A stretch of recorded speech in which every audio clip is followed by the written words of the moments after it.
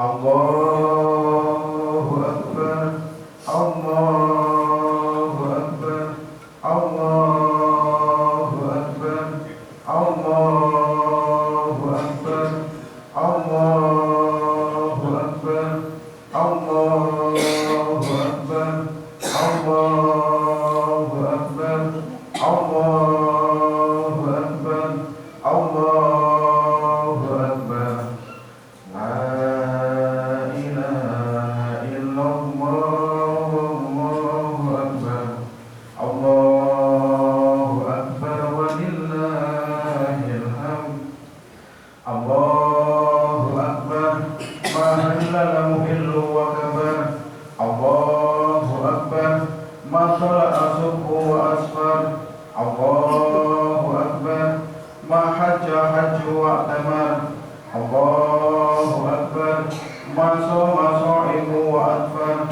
Allahu Akbar, ma tafa ta'ifu bil baiti wa qabbala hajar. Allahu Akbar, aqbala lailu wa ma adbar. Allahu Akbar, Allahu Akbar walillahil hamd.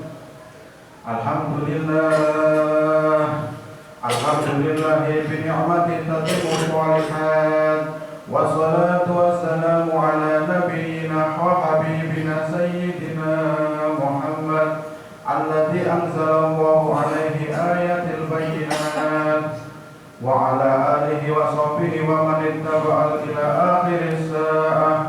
Amma ba'd, fa ya ayyuhal muslimun ittaqullah wa taqabbalallahu minna siyamana wa qiyamana. Hadha yaumul fitri sa'id, hadha yaumul 'id, hadha yaumul mazid, hadha yaumul mubarak wa tajallallahu fihi ala ibadih.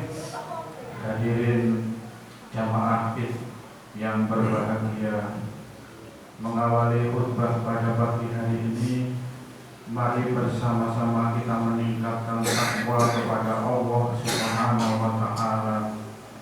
Dalam arti takwa, kulolan panjenengan selama roh masih ada di badan, belum pisah dengan jasad, selalu melaksanakan seluruh perintah Allah dan berusaha sekuat tenaga untuk menjauhi larangan Allah Subhanahu wa Ta'ala, di mana tujuan akhir umat Islam melaksanakan puasa selama 1 bulan. Al-Quran menyebutkan walitukmilu iddata walitukabbirullaha ala ma hadakum. Setelah menyempurnakan bilangan puasa sesuai ketentuan ulama dan pemerintah, walitukabbirullaha, hati kita tergetar untuk mendengarkan kalimat takbir Allahu Akbar ala ma hadakum wa la'allakum tashkurun, sebagai rasa syukur kita kepada Allah Subhanahu wa Ta'ala, di mana tujuan akhir daripada puasa adalah membentuk manusia-manusia yang bertakwa. La'allakum tattaqun, kutiba alaikumus syiyam kama kutiba alal ladzina min qablikum la'allakum tattaqun.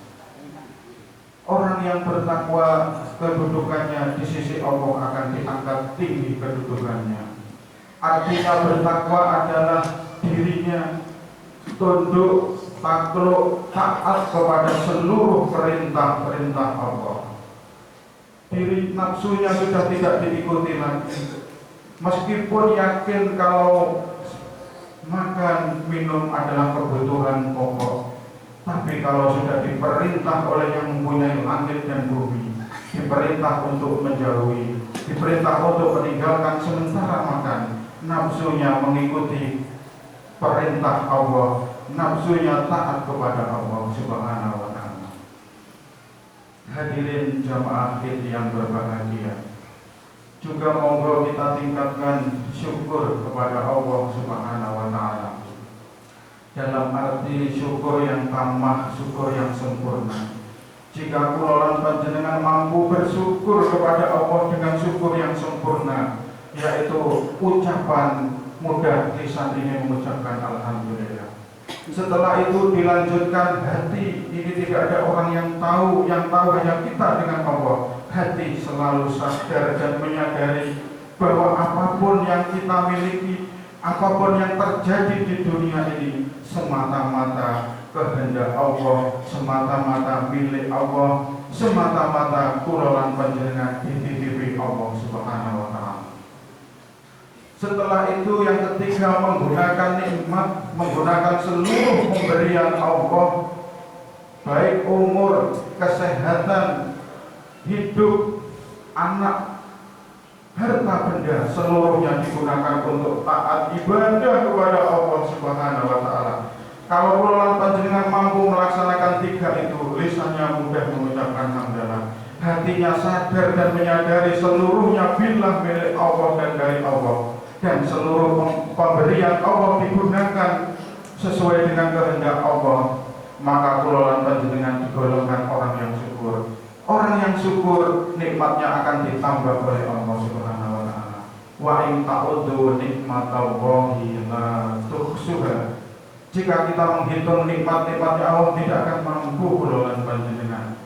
Dari umur, hidup, harta benda, kesehatan, umur, banyak teman-teman seusia kita, bahkan di bawah kita, banyak yang sudah dipanggil oleh Allah Subhanahu wa Ta'ala.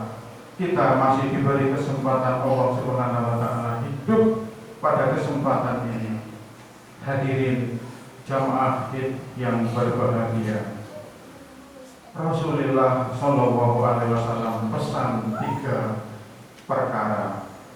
La yaru wajhi salasatu anfus al-aku liwalidayhi wa tariku sunnah wa man lam yusalli alayya idza dzukiratu fil qaulil baqi. Pesannya Kanjeng Nabi adalah 3 golongan orang nanti yang di akhirat tidak akan direken, tidak akan disyafaati oleh Kanjeng Nabi Muhammad Shallallahu Alaihi Wasallam. 3 golongan itu adalah, yang pertama, al-aku liwalidayhi, orang yang berani dengan orang tuanya, orang yang durhaka dengan orang tuanya. Hadirin jamaah yang berbahagia, kita bisa jadi orang, kita bisa seperti ini, tidak lepas semata-mata jasa dari ibu bapak kita. Maka Rasul pantas mengucapkan 3 golongan nanti yang akan tidak disyafaati, tidak akan dijumpai, bahkan tidak direken oleh Rasulullah SAW, yaitu orang yang berani dengan orang tua. Jangankan kita, orang yang berpredikat manusia biasa kulawan panjenengan, sahabat Rasul yang bernama Alqamah hidup di masa Rasulullah SAW. Toh dia masih punya dosa dengan orang tuanya, belum sempat meminta maaf dengan orang tuanya. Alqamah sulit mengucapkan syahadat. Itu sahabat, hadirin jamaah jamaah yang berbahagia. Itu sahabat kulawan panjenengan selaku anak, bagaimana taat bakti kulawan panjenengan datang tiang sepuh. Maka awal dan akhir Ramadan selalu didahului oleh sungkem, ziarah kubur, mengingat kembali jasa orang tua dan mendoakan orang tua kulawan panjenengan. Ini semata-mata birrul walidain. Monggo kulawan panjenengan, kalau orang tua sudah wafat, terus kita kirim dengan doa, dikeluarkan sedekah atas nama orang tua. Itu mampu menghapus kesalahan dosa kulawan panjenengan selama saat di dunia belum meminta maaf kepada orang tua. Rasulullah Shallallahu Alaihi Wasallam jawab, "Ma min rajulin mata wa waliduhu ghairu radiyaihi alaihi illa kharaja ruhahu ala ghairi syahadah." Sinten tiyang seorang anak, sinten tiyang punya dosa dengan orang tuanya, belum meminta maaf, kok orang tuanya sudah wafat, wala yakhruju min qabri ala ghairi syahadah. Nanti ketika rohnya keluar dari jasad, gak akan mampu mengucapkan syahadat. Hadirin jamaah yang berbahagia, mumpung orang tua kita mungkin masih ada, mumpung orang tua kita masih ada, Jangan sampai kula lan panjenengan tidak diakui umat Rasulullah Shallallahu Alaihi Wasallam. Dalam I'anatul Thalibin juga disebutkan, menyatakan bahwasanya inna ruhil mukminin yang silu minas sama'i dunya. Rohnya orang-orang mukmin itu lailan datang turun ke langit dunia setiap hari. Rohnya orang mukmin itu bisyauti, memanggil ahli anak-anaknya yang masih hidup dengan suara yang memilukan.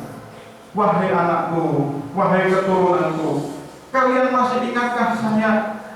Rumah yang kamu tempati itu dulu milik saya. Kamu bisa jadi orang sebab jasa saya. Adakah yang masih ingat dengan saya? Itu suara panggilan ahli kubur kula lan panjenengan. Hadirin jamaah yang berbahagia, tidakkah kalian berbelas kasihan kepada kami dengan mengeluarkan sedekah, dengan amal yang baik? Bahkan Rasulullah Shallallahu Alaihi Wasallam pesan, ya ayyuhan nas, la tabdahu ala amwatikum wa afratikum bisu'i a'malikum wa inna yuruna ala a'malikum. Wahai manusia, kamu jangan membuat susahnya mbah-mbahmu, orang tua kamu yang sudah di alam kubur, bisu'i a'malikum, dengan jeleknya perbuatan kamu.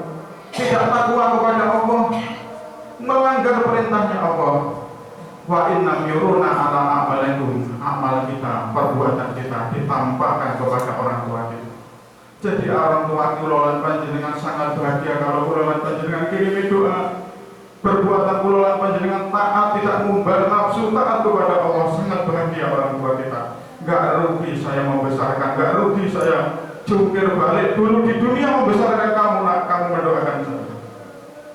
Yang kedua, yang tidak direken Kanjeng Nabi adalah watariku sunnah, orang yang meninggalkan sunnah. Selama 1 bulan adalah bulan ibadah. Kula lan panjenengan dididik, dibimbing. Setelah siang lapar, setelah itu malam maghrib makan minum perut sudah kenyang, dianjurkan untuk melaksanakan sholat tarawih, di mana jumlahnya tidak sedikit. Hadirin jamaah, ini membimbing kula lan panjenengan untuk melampaui